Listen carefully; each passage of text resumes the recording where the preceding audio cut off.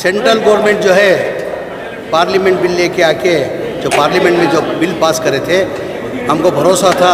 कि supreme court के अंदर हमको न्याय मिलेगा करके, उसी हिसाब से आज सुप्रीम कोर्ट के अंदर हमको न्याय मिला है और स्टे हुआ है। दो तीन चीज़ें जिक्र की गई थी, जिसमें वक्फ यूज़र का मसला था,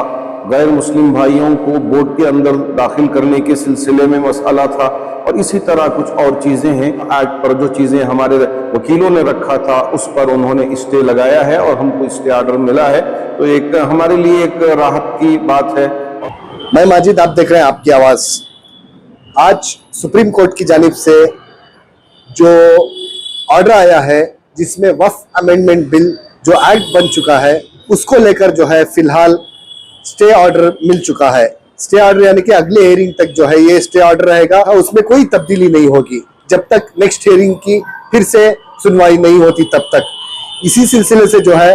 बेंगलुरु के सिटी मार्केट जामिया मस्जिद के इमाम व खतीब मौलाना मकसूद इमरान रशादी जो है वो भी यहाँ के एक पेटिशनर है, सुप्रीम कोर्ट में पिटिशन बने हैं, तो उनसे आज बात करने के लिए आए हैं। जो भी ये जो फैसला आया है सुप्रीम कोर्ट की जानिब से उसके बारे में जानते हैं मौलाना मकसूद इमरान रशादी से। जी मौलाना बताइए, आज सुप्रीम कोर्ट की तरफ से एक बहुत बड़ी राहत की खबर आई है,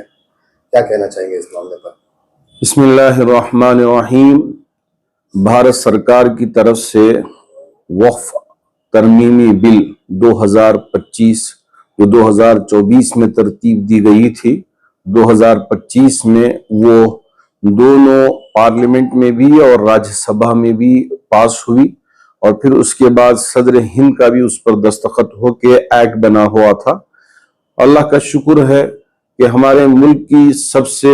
मुअख्खर और बहुत ही मोहतरम जमात All India Muslim Personal Law board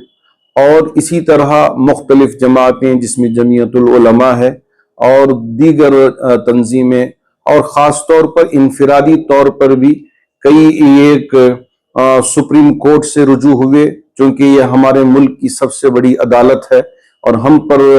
जो हमारा संविधान ने इख्तियार दिया है, तो उन इख्तियारात में दखल अंदाज होना ये हमको समझ में आ रहा था। उस वजह से सब तंजीमें भी और इनफरादी तौर पर भी मुख्तलिफ अहबाब रुजू हुए। अल्लाह का शुक्र है, कर्नाटक से, बेंगलोर से मैं भी इस सिलसिले में अपनी जानिब से एक अर्जी रिट पिटीशन सुप्रीम कोर्ट में दाखिल करवाया था, और हमारे वकीलों ने भी और दूसरे वकीलों ने भी सुप्रीम कोर्ट में जजेस के सामने जो 3 बेंच की एक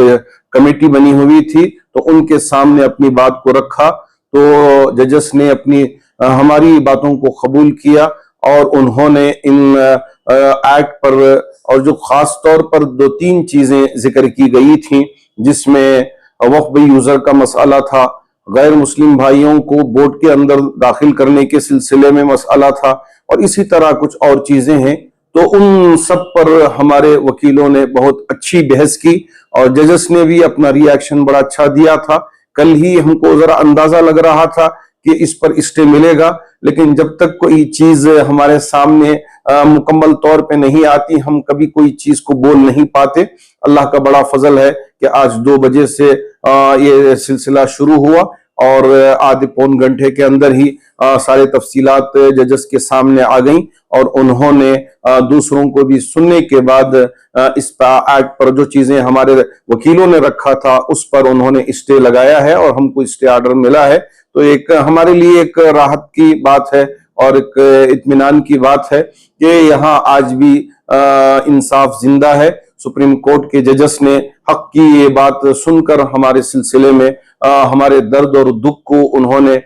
समझा और उसके मुताबिक फैसला दिया। चूंकि हमारा ये मुल्क एक दस्तूर के मुताबिक चलता है, तो हमारे दस्तूर ने जिन चीजों का इख्तियार हमको दिया था, तो उसके मुताबिक ही हमने अपनी बात को सुप्रीम कोर्ट में रखा, तो सुप्रीम कोर्ट ने अपनी हमारी इन बातों को कबूल किया और उसके मुताबिक उन्होंने उस पर रोक लगाई है। हम उम्मीद करते हैं कि आइंदा दिनों में भी इस पर अच्छा फैसले आएंगे और हमारे मुल्क में किसी भी तरह का इंतशार ना हो। हमारी पूरी कोशिश है और अमन भी बरकरार रहे और यहाँ हम इंसाफ हासिल करने वाले बने। मैं हमारे जितने भी वकील अहबाब हैं जो मुख्तलिफ, जिसमें हमारे कामत साहब हैं, कपिल सिब्बल साहब हैं और दूसरे राजधवन साहब हैं, बड़े बड़े वकीलों ने अपनी बात को जजेस के सामने रखा और जजेस ने उसको कबूल किया। मैं का तमाम जमातों के जितने भी सीनियर उकला हैं या जिन जिन अहबाब ने भी अपनी दरख्वास्त को दाखिल किया था, उन तमाम वकीलों को मुबारकबाद पेश करता हूं कि आपने एक बड़ी जमात